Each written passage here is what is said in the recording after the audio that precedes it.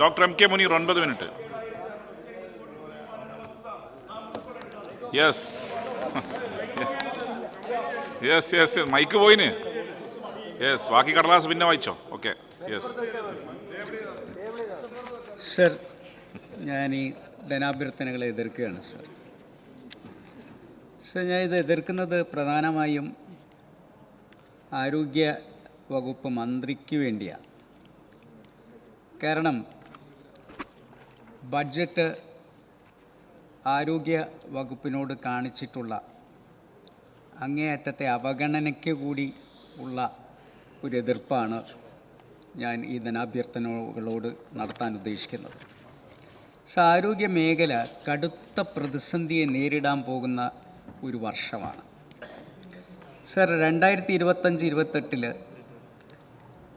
2782 കോടി രൂപയാണ് വകയിരുത്തിയിട്ടുള്ളത് സർ. മരുന്ന് വാങ്ങിയ വകയിലും ഇൻഷുറൻസ് സൗജന്യ ചികിത്സ അനുവദിച്ച വകയിലുമുള്ള കുടിശ്ശിക തീർക്കാൻ ഏകദേശം 2317 കോടി രൂപ വേണം.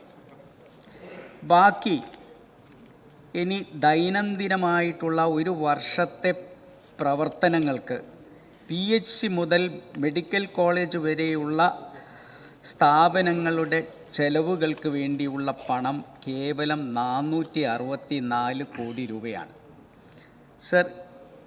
ഇത് വെച്ചുകൊണ്ട് എങ്ങനെയാണ് ആരോഗ്യവകുപ്പ് അടുത്ത വർഷം മുന്നോട്ട് പോവുക? ഈ ഒരു പ്രതിസന്ധിയെ മറികടക്കുന്നതിന് വേണ്ടി യാതൊരു കാര്യവും ഈ ബഡ്ജറ്റിലില്ല എന്നുള്ളതാണ് വസ്തുത സർ. ഇപ്പം എൻ്റെ നിയോജക മണ്ഡലത്തിലെ ഒരു കാര്യം ഞാൻ പറഞ്ഞു. നമ്മൾ അവിടെ ഒരു താലൂക്ക് ആശുപത്രിയുണ്ട്. അതിൽ കുട്ടികളുടെയും സ്ത്രീകളുടെയും ആ കെട്ടിടം പൊളിച്ചു നബാർഡിൽ പ്രവൃത്തി ആരംഭിക്കാൻ ടെൻഡറും ചെയ്തു. അപ്പം നബാർഡിൻ്റെ കാലാവധി തീർന്നു. മുഖ്യമന്ത്രി അടക്കം എടുത്ത യോഗത്തിൽ തീരുമാനിച്ചത് അത് ബഡ്ജറ്റിൽ കൊണ്ടുവരാമെന്നാണ്. അതിനുവേണ്ടി ആരോഗ്യവകുപ്പ് ശ്രമിച്ചു, അതിനുവേണ്ടി ചീഫ് സെക്രട്ടറി അടക്കം ശ്രമിച്ചു. പക്ഷേ ആ തുക വെച്ചിട്ടില്ല.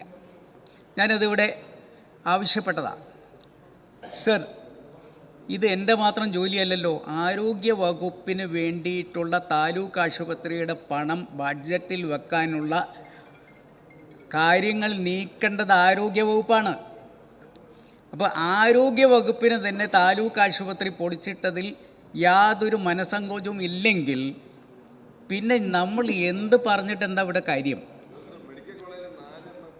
സർ? ഇതേപോലെ പല സ്ഥലത്തും പൊളിച്ചിട്ടിരിക്കുകയാണ്. ഇനിയിപ്പോൾ അവിടെ തീർന്ന പ്രവൃത്തി ഉദ്ഘാടനത്തിന് വേണ്ടി ഞങ്ങൾ ആരോഗ്യവകുപ്പ് മന്ത്രിയോട് പലതവണ പറഞ്ഞു. അപ്പോൾ എപ്പോൾ പറയുമ്പോഴും ഓൺലൈനിൽ ഉദ്ഘാടനം ചെയ്യാമെന്നാണ് പറയുന്നത്. ഇപ്പോൾ അവിടുത്തെ ആളുകൾ പറയുന്നത് ശരി, നിങ്ങൾ ഓൺലൈനിൽ ഉദ്ഘാടനം ചെയ്തോ, ഞങ്ങൾ വീട്ടിലിരുന്ന് ഓൺലൈനിൽ കൈയടിച്ചോളാം എന്നാണ് പറയുന്നത് സർ. ഓൺലൈനിൽ ഒരാൾ പറയുമ്പോൾ പിന്നെന്തിനാ നമ്മൾ വെറുതെ അവിടെ പോയിട്ട് ഇങ്ങനെ ഇരിക്കേണ്ട ആവശ്യം? അപ്പോൾ ഈ ഓൺലൈൻ ഉദ്ഘാടനം ഒന്ന് അവസാനിപ്പിക്കണം. അത് കോവിഡ് കാലത്ത് നമ്മൾ അനുവദിച്ചു തന്നൊരു ആനുകൂല്യമാണ്. അത് വെച്ചുകൊണ്ട് കാലാകാലം ഇനി ഓൺലൈനിലുള്ള ഉദ്ഘാടനം അവസാനിപ്പിച്ച് അവിടെ എന്താ നടക്കുന്നതെന്നൊന്ന് നോക്കാം സർ. ഐസൊലേഷന് വേണ്ടിയിട്ട് നമ്മൾ 1 കോടി രൂപ ചെലവഴിച്ചുകൊണ്ട് അവിടെ ഒരു സ്ഥാപനം ഉണ്ടാക്കിയിട്ടുണ്ട്. അത് പൂട്ടിയിട്ടിരിക്കുക. ഞാൻ നിങ്ങൾ ചോദിച്ചപ്പോൾ എന്താ പറഞ്ഞതെന്ന് വെച്ച് കഴിഞ്ഞാൽ താക്കോല് കിട്ടിയിട്ടില്ല, അതുകൊണ്ട് തുറക്കാൻ പറ്റില്ല. അപ്പോൾ 2 വർഷം മുമ്പ് ഓൺലൈനിൽ ഉദ്ഘാടനം ചെയ്തിട്ടുള്ള ആ സ്ഥാപനം 1 കോടി രൂപ ഒരു ക്രിമിനൽ വേസ്റ്റായിട്ട് പൂട്ടിയിട്ടിരിക്കുന്ന സാഹചര്യമാണ്.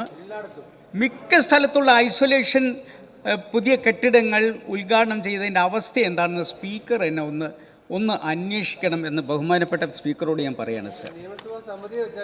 സർ, അതേപോലെ തന്നെ ഇവിടെ ഞാൻ പറയാൻ ഉദ്ദേശിക്കുന്നത് ഈ ആശാ വർക്കർമാരുടെ ഒരു വിഷയമാണ് സർ. 1 മാസമായി ആശാ വർക്കർമാർ വെയിൽ കൊണ്ട് സെക്രട്ടേറിയറ്റിൻ്റെ മുന്നിലുണ്ട്. സൂര്യതാപം ഏറ്റിട്ട് എന്തെങ്കിലും അവർക്ക് സംഭവിക്കുകയാണെങ്കിൽ അതിൻ്റെ ഉത്തരവാദിത്വം ഗവൺമെൻറ്റിനുള്ളത് സർ. മഴക്കാലത്ത് അവർ ടാർപോളിൻ വെച്ച് കെട്ടി അതെടുത്ത് മാറ്റി. അപ്പോൾ മഴയിൽ നിന്ന് രക്ഷപ്പെടാൻ അവർ അതെടുത്ത് പുതച്ചു. അതും അനുവദിക്കില്ല. ടാർപോളിൻ എന്ന് പറയുന്ന സാധനമേ ഉണ്ടാവാൻ പാടില്ല എന്ന് പറയുന്ന ഒരു ക്രൂരത ഹിറ്റ്ലറുടെ കാലഘട്ടത്തിൽ പോലും ഉണ്ടായിട്ടില്ല എന്നുള്ളതാണ് എനിക്ക് സൂചിപ്പിക്കാറുള്ളത്. സർ, ഇവിടെ വനിതാ കമ്മീഷൻ പലതിനും സ്വമേധയാ കേസെടുക്കുന്നുണ്ടല്ലോ.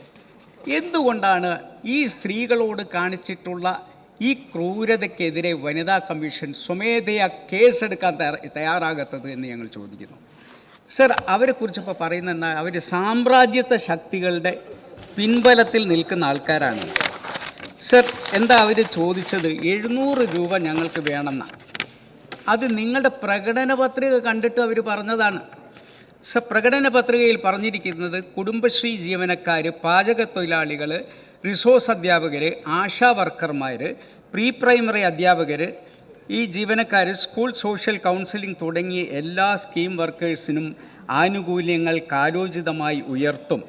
മിനിമം കൂലി 700 രൂപയാക്കും.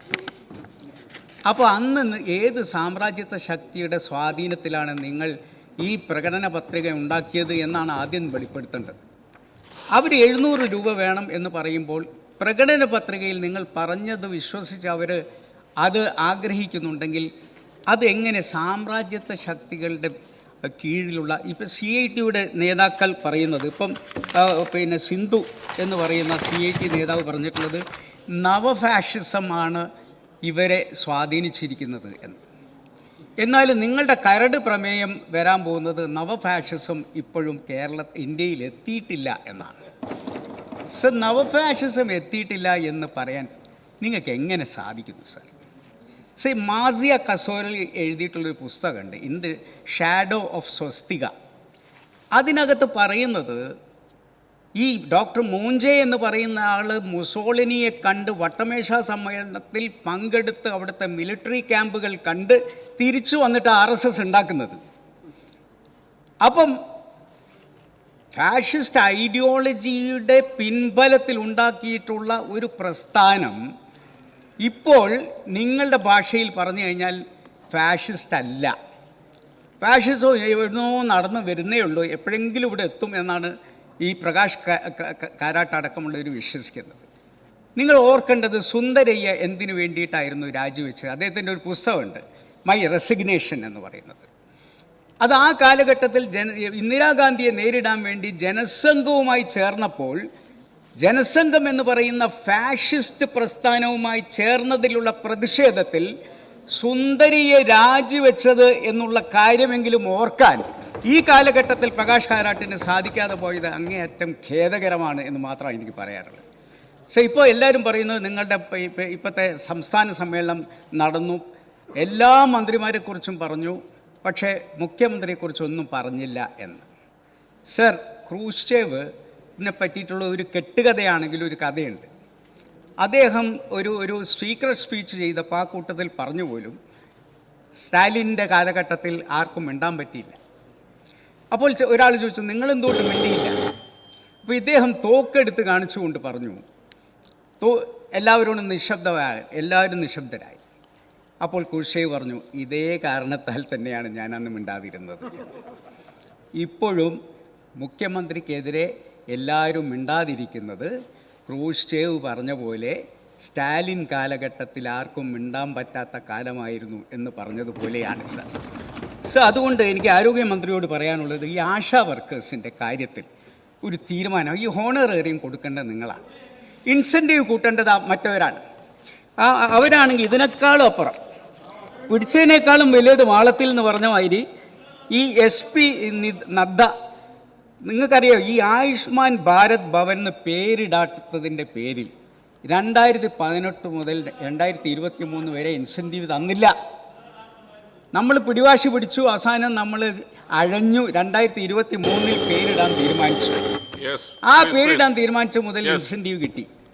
സർ, ഈ കേന്ദ്ര ഗവൺമെന്റ് കാണിക്കുന്ന അവഗണനയ്ക്കെതിരെയുള്ള ശക്തമായ പോരാട്ടത്തിൽ ഞങ്ങൾ നിങ്ങളുടെ കൂടെ നിൽക്കാം. പക്ഷെ ഹോണറേറിയം കൂട്ടേണ്ട ജോലി നിങ്ങൾക്കുള്ളതാണ്. ഇനിയും അവരവിടെ ഇരുത്തരുത് എന്ന് മാത്രം പറഞ്ഞുകൊണ്ട് ഞാൻ ഇതിനെ എതിർത്തുകൊണ്ട്